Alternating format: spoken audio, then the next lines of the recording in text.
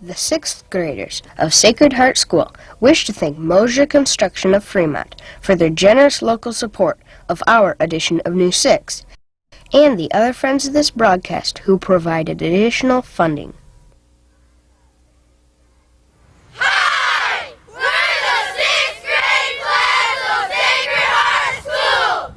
Welcome to New 6!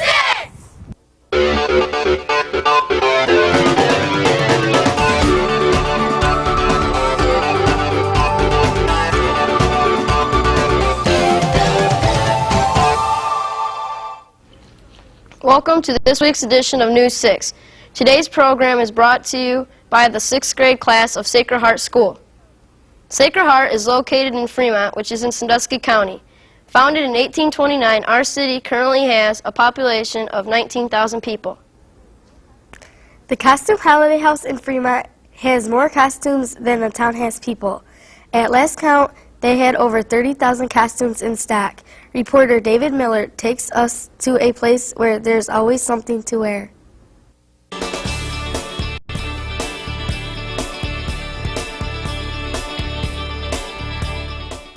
Hi, I'm David Miller, and we're here visiting the Costume Holiday House. The Costume Holiday House was started in 1959. Since then, it has grown a lot. The square footage of the business itself is about 11,000 square feet, and we have about 19 full-time employees here in Fremont. Also, our inventory, we have about 20 to 30,000 costumes in stock at all times. We have 3 locations in Ohio, one in Toledo, one in Columbus, and then our main store here in Fremont. Greg Kearns told us that they often design the costumes they sell and rent. We design 99% of our costumes here at Costume Holiday House. There's about 1% that we do purchase outside the costume shop. Depending on making a costume, it can go from anywhere from an hour to 4 hours to 8 hours, just depending on how intricate the design is and how much trim and lace and how difficult of a costume it is to make. We have costumes for all periods, including theatrical, masquerade, and all the holidays. The Costume Holiday House ships costumes all over the country. Our primary customers would be our theatrical customers that we ship to all over the country, which include high schools, colleges, and theater groups. This is David Miller reporting for News 6.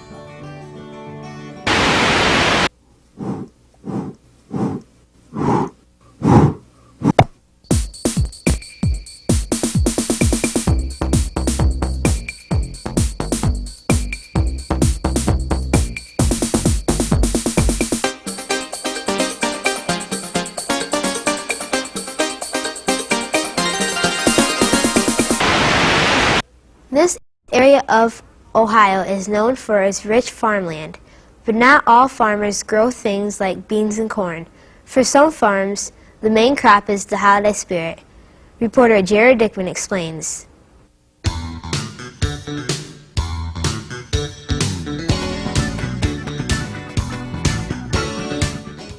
Hi, I'm Jared Dickman, and I'm going to show you a farm for Christmas trees. A Christmas tree is an important holiday decoration. And today, most trees come from farms like this one owned by Joe and Kathy Steinberger.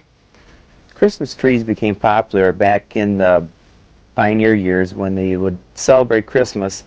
That was about the only thing they had to represent Christmas. So they'd go out to the woods, cut their own tree, bring it in, and that symbolized Christmas. That's where the trees became traditional.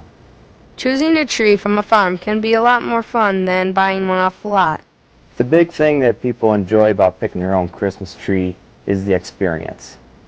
They want to start a family tradition of bringing their kids out, walking through trees, finding the one that they like the best, getting the kids around the tree, taking a picture of it or a movie camera of it, so down the road, when they have grandchildren, they can come back and take these pictures and show them what they did. It's basically in the tradition. With so many people buying trees, it's important to replenish the trees each year. As far as selling the trees from the farm, we just started 4 years ago, and our numbers have been increasing. My projected goal is to get to 500 trees and sell that many a year off the farm, and then I would replant them 500 and probably another 100.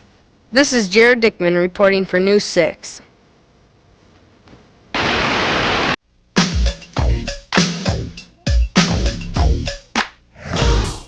Today's Kids View question is, what is your favorite thing to do after school? Baseball, because it has lots of action. Basketball, because it's my favorite sport. Playing baseball because it's my favorite sport. Going to the batting cage and playing basketball. Playing basketball because it keeps me active. Using my computer so I can learn.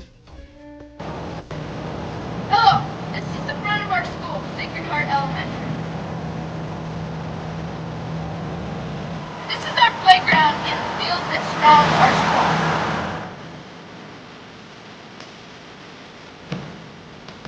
This is our 6th grade homeroom class. This is where we have gym and also eat lunch.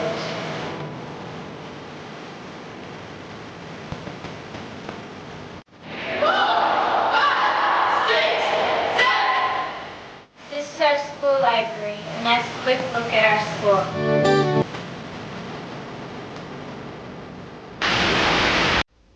When people drive, they are expected to follow all traffic laws. One of the most important laws is to obey the posted speed limit. Reporter Courtney Knopfel shows us how the State Highway Patrol measures the speed of a moving vehicle.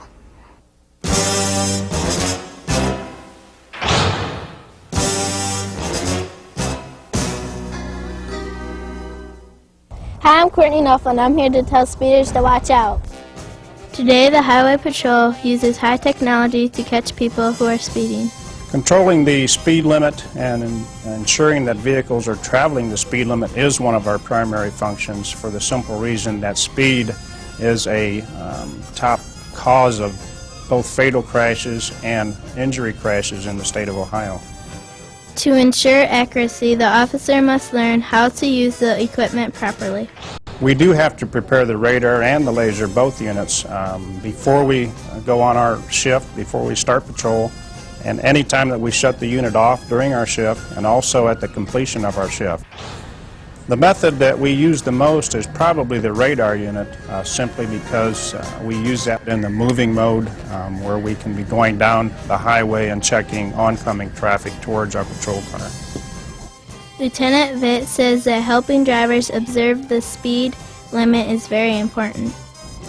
We have a lot of traffic crashes that are caused from excessive speed.